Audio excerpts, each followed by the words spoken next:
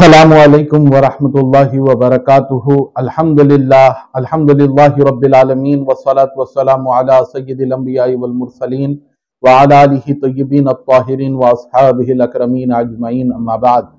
محترم و مکرم ناظرین اکرام، آج ہم آپ کی خدمت میں الادب المفرد کے ایپیسوڈ کے ساتھ حاضر ہوئے ہیں۔ جیسا کہ ہم نے آپ کی خدمت میں اس سے پہلے ادب المفرد کے درس میں والدین کے متعلق، والدین کے ساتھ حسن سلوک کے متعلق آپ کی خدمت میں بیان کیا تھا۔ آج بھی عنوان والدین کا ہی ہے، کیونکہ اس ادب المفرد میں والدین کے متعلق مختلف باب باندھے ہیں حضرت سیدنا امام بخاری رحمۃ اللہ علیہ نے۔ اسی کے تعلق سے والدین کے ساتھ نرم گفتاری کے تعلق سے اور ان کے ساتھ بہتر سلوک کے تعلق سے ہم انشاءاللہ تعالی آپ کی خدمت میں احادیث شریفہ کی مستند روایات کے تحت بات رکھیں گے۔ میرے عزیز دوستوں اور بزرگوں، سب سے پہلی چیز تو ماں باپ کا ہماری زندگی میں اتنا بڑا رول ہے اور ماں باپ کا اتنا بڑا مقام ہے ہماری زندگی میں کہ میں تو جہاں تک سمجھتا ہوں کہ ماں باپ بعد از نبی پاک علیہ السلام کے بعد میں سب سے زیادہ قابل قدر و عظمت ہمارے نزدیک ہمارے ماں باپ کی ہونی چاہیے۔ جیسا کہ والدین کا تعلق ایسا ہے ہمارے ساتھ، والدین ہمارے سے اس طرح جڑے ہوئے ہیں، والدین کی محبتیں ہیں ہمارے ساتھ، والدین کی شفقتیں ہیں ہمارے ساتھ، والدین کی دعائیں ہیں ہمارے ساتھ۔ انہی کی محبتوں اور انہی کی شفقتوں اور انہی کی سرپرستی میں بچہ اپنے بچپن سے جوانی کی طرف بڑھتا ہے، آگے بڑھتا ہے۔ ماں باپ کے طریقے پر، ماں باپ کی شفقت، محبت اور ان کی قربانیوں کے صلے میں اس بندے کی زندگی آگے بڑھتی ہے۔ ماں باپ کے بغیر زندگی کا ایک لمحہ بھی دشوار ہو جاتا ہے۔ تو اسی طریقے سے میں آپ کی خدمت میں ایک حدیث شریف پیش کرتا ہوں جسے حضرت امام بخاری رحمۃ اللہ علیہ نے اپنی کتاب ادب المفرد میں بیان فرمایا ہے۔ حضرت تیسلہ بن میاس کہتے ہیں کہ میں نے نجدہ یعنی کہ سردار خوارج،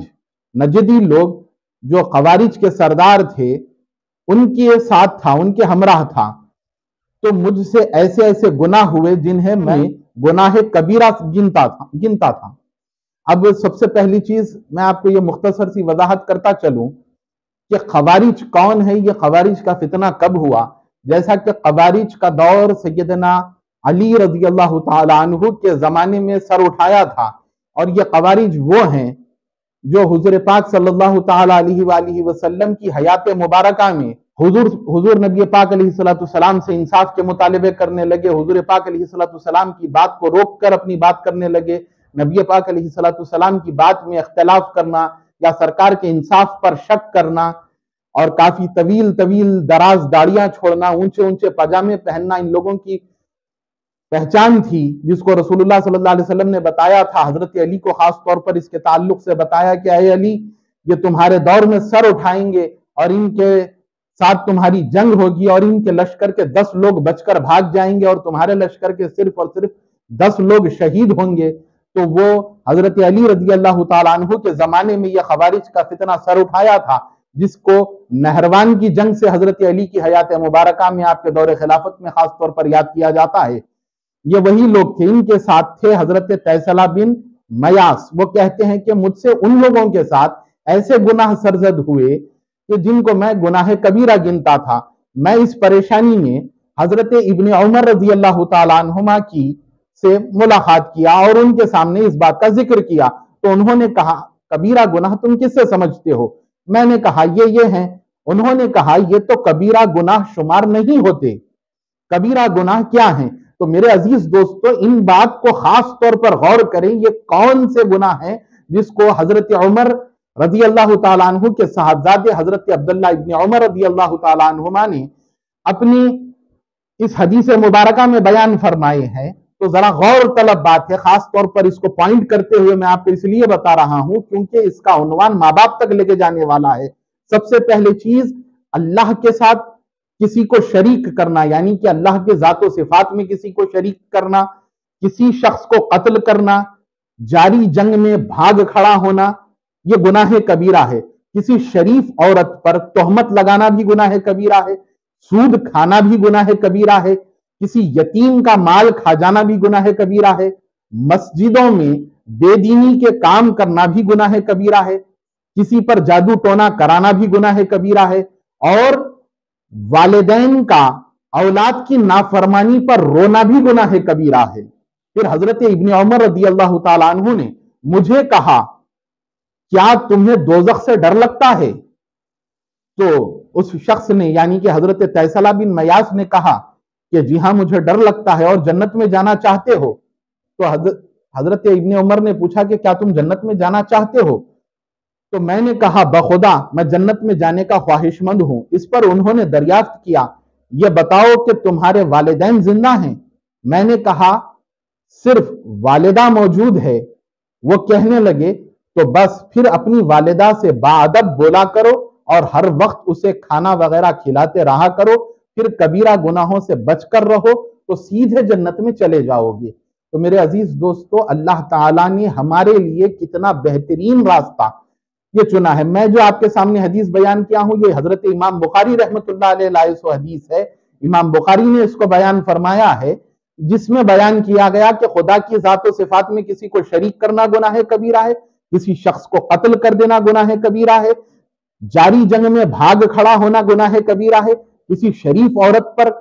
تہمت لگانا گناہ کبیرہ ہے، کسی یتیم کا مال کھا جانا گناہ کبیرہ ہے، مسجدوں میں بے دینی کے کام کرنا گناہ کبیرہ ہے، کسی پر جادو ٹونا کروانا گناہ کبیرہ ہے، اور سب سے اہم بات اس عنوان کے تحت والدین کا اپنی اولاد کی نافرمانی پر رونا سب سے بڑا گناہ کبیرہ ہے۔ میرے عزیز دوستو، آج ہم کس دور میں چل رہے ہیں؟ جیسا کہ موجودہ زمانے کا خاص طور پر یہ نوجوان نسل کا یہ رجحان ہو رہا ہے، نوجوان نسل یہ چاہ رہی ہے کہ ہم کسی کے ماتحت نہ رہیں، ہمارے والدین کی باتیں ہم کو بری لگتی ہیں، ہمارے والدین کا ہم کو نصیحت کرنا ہم کو برا دکھ رہا ہے، ہمارے والدین کا کسی چیز سے روکنا ہم کو برا دکھ رہا ہے، جو چیز ہم کو نہ سمجھ میں آئے، والدین کی کوئی بات ہم کو نہ سمجھ میں آئے تو سیدھا سیدھا ہم والدین کی مخالفت پر اتر آ رہے ہیں، والدین کی بے ادبی اور برائی کر رہے ہیں، والدین کے ساتھ ہم اتنی بدسلوکی کے ساتھ پیش آ رہے ہیں۔ معاذ اللہ، بڑے افسوس کے ساتھ کہنا پڑتا ہے کہ موجودہ زمانے میں بچے اپنی والدین کے آگے دراز زبانی سے، اونچی آواز سے پیش آ رہے ہیں، والدین کی بات کو بالکل اس طریقے سے نکار رہے ہیں جس طریقے سے ان کو والدین سے کوئی سروکار ہی نہیں ہے، والدین کا ان کی زندگی میں کوئی حق ہے ہی نہیں، اس طریقے سے والدین کی جو ہے سو مخالفت ہو رہی ہے۔ موجودہ زمانے میں والدین سے زور سے بات کرنا، والدین کو جھڑکنا، یا والدین کے ضعیف ہونے پر یا ان کے کمائی سے رک جانے پر، ان کی کمائی، ان کی آمدنی رک جانے پر بہو بیٹیوں کے، اپنی بیویوں کے بہکاوے میں آ کر یا کسی اور کے بہکاوے میں آ کر یہ تمام چیزیں شیطان کی گمراہی کی طرف لے جاتی ہیں۔ شیطان کی گمراہیوں میں مبتلا ہو کر والدین کی نافرمانی کرنا، اور آپ کی نافرمانی کرنے پر جب ماں اور باپ کا دل تڑپ اٹھتا ہے، ارے ماں باپ کو تو وہ وقت یاد آتا ہے جس وقت تو اتنا سا تھا، جب ماں کے شکم میں تھا، مادر شکم میں تھا، اس وقت کی بے شمار تکلیفیں مانے سے ہی، اس کے بعد میں بے شمار تکلیف، بڑے انتہا درد سہ کر تجھے اس دنیا میں پیدا کیا اللہ نے۔ ماں نے تجھ کو جب اس دنیا میں پیدا کیا، ماں کی کوکھ سے جب پیدا ہوا، اس وقت جس وقت تم پیدا ہوئے تھے، جب اس وقت تمہاری ناک پر مکھی بیٹھتی تو وہ مکھی اڑانے کی بھی تم میں طاقت نہیں تھی۔ اس وقت سے لے کر تم کو بڑے ہونے تک ماں باپ نے ہر لمحہ تمہارا ساتھ دیا، تمہاری ایک چھینک پر، ایک کھانسی پر وہ تڑپ اٹھتے، تمہاری رونے کی کلکاری اٹھتی تو ان کا جی جان جل اٹھتا، وہ تڑپ اٹھتے۔ وہ تمام احسانات کو بھول گئی آج کی قوم، ماں باپ کے تعلق سے بدسلوکی کر رہی ہے۔ خدا را ایسا نہ کریں، خدا کے عذاب کو دعوت نہ دیں، جہنم کا ایندھن نہ بنے۔ اے میرے عزیز دوستو، خدا را مصطفیٰ کے واسطے، اے مصطفیٰ کے امتیوں، مصطفیٰ کے واسطے ماں باپ کا ادب کرو، ان کی خدمت کرو، ان کے ساتھ بیٹھ کر ان کو دونی والے اپنے ہاتھوں سے کھانا کھلاؤ، ان کی خدمت کرو، ان کے ہاتھ پیر دباؤ، ان کے ساتھ نرم گفتار میں گفتگو کرو۔ وہ اگر تم کو کوئی نصیحت کریں تو ان کی ہر ایک نصیحت کو قبول کرو۔ ہاں بس اسی چیز کی مخالفت کر سکتے ہیں اگر آپ کے والدین کہہ رہے ہیں کہ شریعت محمدی کی خلاف ورزی کرو، محمد مصطفیٰ صلی اللہ علیہ وآلہ وسلم کے احکام کے خلاف اگر وہ آپ کو تعلیم دیں، تبھی آپ ماں باپ کی مخالفت کر سکتے ہیں، اس کے علاوہ کسی بھی صورت کسی بھی معاملے میں آپ ماں باپ کی مخالفت کرنے کا حق نہیں رکھتے۔ اسی لیے عزیز دوستو، سرکار کے احکام پر عمل کریں۔ حدیث شریف میں بیان کیا گیا کہ ماں باپ کا رونا گناہ کبیرہ ہے تمہارے نافرمانیوں کی وجہ سے، تو ماں باپ کا ادب بجا لائیں۔ انشاءاللہ تعالی اگلے ایپیسوڈ ادب المفرد کے ساتھ ہم انشاءاللہ تعالی اگلے جمعے کے دن ضرور حاضر ہوں گے۔ اللہ تبارک و تعالی ہم سب کو اپنے ماں باپ کا فرما بردار بنائے، ان کی خدمت کرنے والا بنائے۔ الہی آمین بجاہ سید المرسلین صلی اللہ علیہ وآلہ وسلم۔